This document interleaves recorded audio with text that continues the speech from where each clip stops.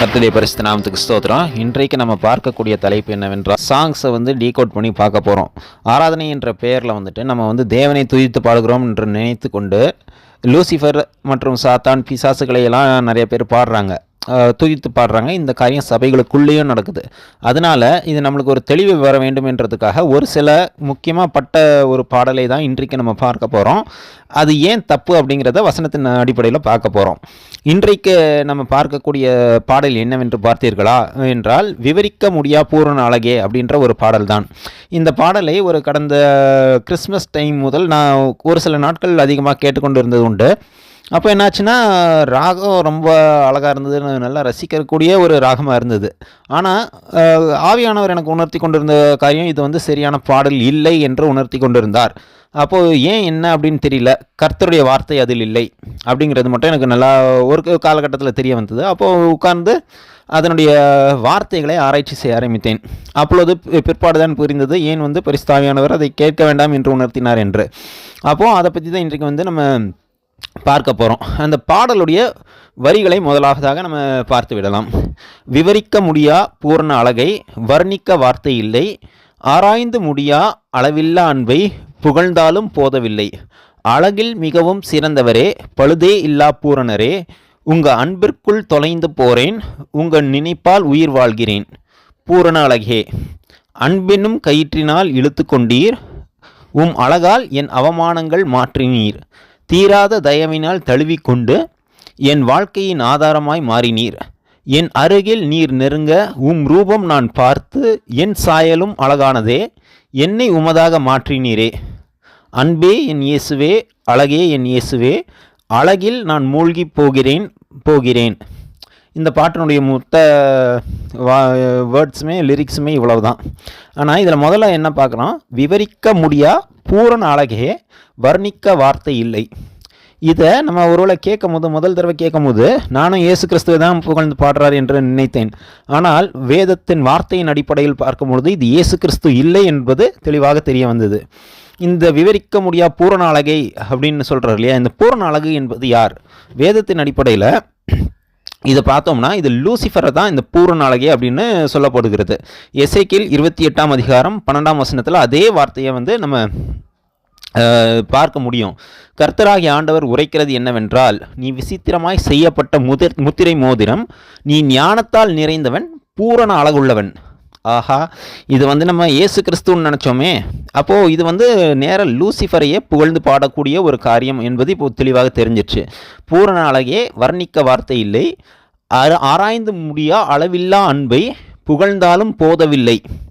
அதாவது ஆராய்ந்து முடியா அளவில்லா அன்பை புகழ்ந்தாலும் போதவில்லை. அதாவது இது இயேசு கிறிஸ்துவை பற்றியும் பாடுறாங்கன்னு நினச்சா நம்ம என்ன சொல்லுவோம், அவருடைய அன்பு பெருசாக இருக்குது, அதனால் அது புகழ்ந்து பாடுறதுக்கு போதவில்லை அப்படின்னு சொல்கிறோம்.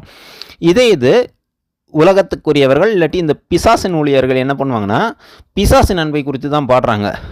இப்போ எப்படின்னா, ஃபார் எக்ஸாம்பிள் லூசிஃபரனுடைய கொள்கை என்னவென்றால், கீழ்ப்படியாத, எதிர்த்து நின்று உன் வாழ்க்கையை நீ உன் விருப்பப்படி வாழ். அப்போ இதை தான் இவங்க ஆராய்ந்து முடியா அளவில்லா அன்பின்னு பாடுறாங்களா அப்படின்றது ஒரு கேள்விக்குறி இங்கே வருகிறது. சரி, இது ஒரு சைடு இருக்கட்டும். இது இயேசு கிறிஸ்துவை பற்றியே பாடுறாங்கன்னு வச்சுருக்கலாம். பிற்பாடாக வரக்கூடிய காரியங்களையும் பார்க்கலாம். அழகில் மிகவும் சிறந்தவரே பழுதே இல்லா பூரணரே, உங்கள் அன்பிற்குள் தொலைந்து போகிறேன், உங்கள் நினைப்பால் உயிர் வாழ்கிறேன். சரி, இப்போ அன்புக்குள் தொலைந்து போகிறேன் அப்படின்னு சொல்லும் பொழுது அவருக்கு இயேசு கிறிஸ்துவனுடைய வார்த்தைக்கு கீழ்ப்படியக்கூடியவர்கள் தான் இந்த வார்த்தையை சொல்ல முடியும். ஆனால் இங்கே இந்த பாடலை பாடக்கூடிய ஐசக் டி நபர் என்ன பண்ணுறாருன்னா, ஹைப்பர் கிரேஸை ப்ரீச் பண்ணுறாரு. நம்மளுக்கு அவர் மேலே அங்கே தான் சந்தேகம் வருது. ஹைப்பர் கிரேஸ் பிசாசின் இடத்தில் இருந்து வரக்கூடிய ஒரு உபதேசம் அப்படிங்கிறது. ஹைப்பர் கிரேஸ்ன்றது ஒரு பைபிளில் இல்லாத வார்த்தை தான். ஆனால் இது ஏன் ஹைப்பர் கிரேஸ்ன்னு சொல்கிறோன்னா, கிருபையே எப்படி சொல்கிறது, கிருபையை தங்களுடைய வேசித்தனத்திற்காக பயன்படுத்தி கொள்ளக்கூடிய மார்க்கத்தார் அப்படின்னு யூதா எழுதுறாரு இல்லையா, அந்த கூட்டத்தை சேர்ந்தவர்கள். அதனால இது ஹைப்பர் கிரேஸ்ன்னு நம்மளே ஒரு வார்த்தையை சொல்கிறோம். இது ஹைப்பர் கிரேஸ்ன்ற வார்த்தை வேதத்தில் இல்லாத ஒரு வார்த்தை தான். அப்போ இதை பற்றி பார்க்கும் பொழுது, அழகில் மிகவும் சிறந்தவரே பழுதே இல்லா பூரணரே, உங்கள் அன்புக்குள் தொலைந்து போகிறேன், உங்கள் நினைப்பால் உயிர் வாழ்கிறேன் அப்படின்னு சொல்கிறார் இல்லையா. சரி, இயேசு கிறிஸ்து தான் பூரண அழகா இது இயேசு கிறிஸ்துவை பற்றி வேதத்தில் என்ன சொல்லப்படுகிறது அப்படின்னு பார்த்தோம்னா, பழைய ஏற்பாட்டில் உன்னத பாட்டில் ஒரு விஷயம் சொல்லப்படுது. இயேசு கிறிஸ்து வந்து பூரண அழகுன்னு சொல்லலை. ஆனால் என்ன சொல்கிறாங்கன்னு பார்ப்போம். உன்னத பாட்டு 5ஆம் அதிகாரம் 10ஆம் வசனத்தில், என் நேசர் வெண்மையும் சிவப்புமானவர் 10,000 பேர்களில் சிறந்தவர். இது 2 தான் இயேசு கிறிஸ்துவை பற்றி சொல்லப்படுகிற காரியம். வெண்மையும் சிவப்புமானவர் 10,000 பேரிலும் சிறந்தவர். 10,000 பேர் இருந்தாலும் அவர்கள் நடுவில் இயேசு கிறிஸ்து யார் என்பதை கண்டுபிடித்து விட முடியும். இதுதான் இதன் அர்த்தமாகும்.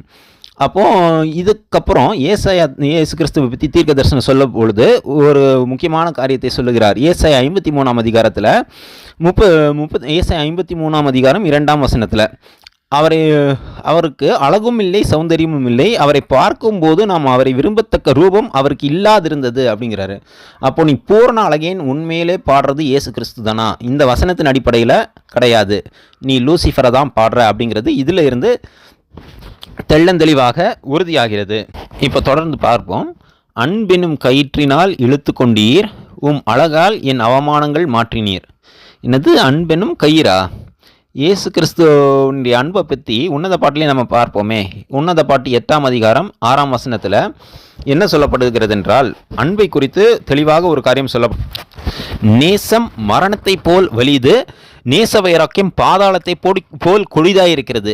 அதன் தழல் அக்கினி தழலும் அதன் ஜுவாலை கடும் ஜுவாலைகளுமாய் இருக்கிறது.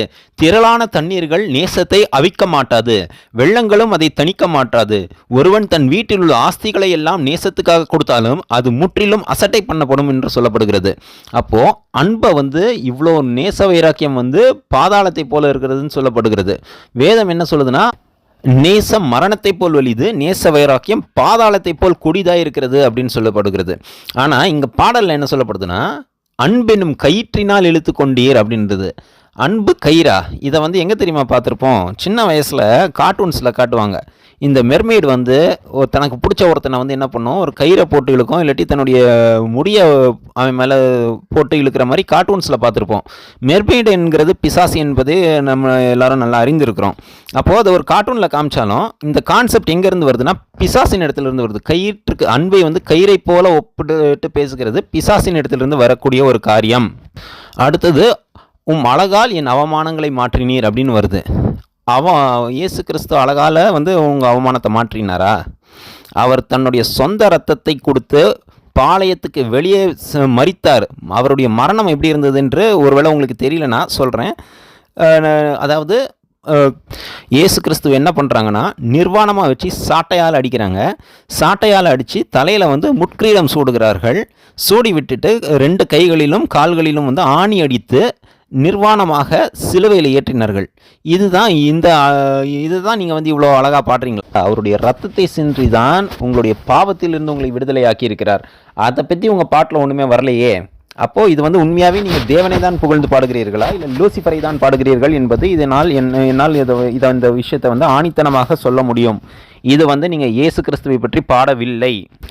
தீராத தயவினால் தழுவிக்கொண்டு என் வாழ்க்கையின் ஆதாரமாய் மாறினீர், என் அருகில் நீர் நெருங்க ரூபம் நான் பார்த்து என் சாயலும் அழகானதே. என்னது, உங்கள் சாயல் அழகாச்சா? என்னங்க சொல்ல வரீங்க இதில்? அதாவது தேவனுடைய பேரை நீங்கள் எதுலனாலும் விளையாடுங்க, தேவனுடைய பேரை சொல்லி ஊரை ஏமாற்றி ஃப்ராடுத்தனம் பண்ணிவிட்டு இந்த மாதிரி பண்ணாதீங்க. கடவுள் பேரை சொல்லி லூசிஃபரை பாடிக்கிட்டு இருக்கீங்க. நீங்கள் சொல்லக்கூடிய கருத்தும் பாருங்கள், எதுவுமே வேதத்தின் அடிப்படையில் இல்லை. நீர் தேவனிடத்தில் நெருங்க ரூபம் நான் பார்த்து, நீங்கள் தேவனுடைய ரூபத்தை பார்த்தீங்களா? அழகில் நான் மூழ்கி போகிறேன் அப்படிங்கிறீங்க. அப்போது உங்களுக்கும் இந்த உலகத்தாருக்கும் என்னங்க வித்தியாசம்? அழகை பார்த்து தான் நீங்கள் மூழ்கி போகிறீங்க, அழகை பார்த்து தான் இயேசு கிறிஸ்துட்ட வரீங்கன்றது இந்த பாட்டு கருத்து இருக்குது. ஆனால் ஏசாயா என்ன தெளிவாக சொல்லியிருக்கிறாருன்னா, நாம் இந்த பார்த்தோம் இல்லையா, ஏசாயா 53ஆம் அதிகாரம் 2ஆம் வசனத்தில், நமக்காக அவர் எப்படி ஆனார்னா, அவருக்கு அழகும் இல்லை சௌந்தரியமும் இல்லை, அவரை பார்க்கும்போது நாம் அவரை விரும்பத்தக்க ரூபம் அவருக்கு இல்லாதிருந்தது அப்படின்னு சொல்கிறாரு. அப்போ இது பொய்ன்னு ஆக்குறீங்களா? நீங்கள் என்ன பாட வரீங்க? நீங்கள் அழகை பற்றி தான் பாடுறீங்களே தவிர்த்து, அழகரை பற்றி தான் பாடுறீங்களே தவிர்த்து இயேசு கிறிஸ்துவை பற்றி பாடவில்லை. கடைசியில் முடிக்கும் போது மட்டும் 2 வார்த்தை ஆட் பண்ணியிருக்கீங்க, அன்பே என் இயேசுவே, அழகே என் இயேசுவே. அப்போ கூட பாருங்கள், அழகில் நான் மூழ்கி போகிறேன்றீங்க. இயேசுவினுடைய அன்பில் நீங்கள் மூழ்கி போல, அழகில் தான் மூழ்கி போகிறேன்றீங்க. உங்களுடைய நடவடிக்கை தவறாக இருக்கிறது.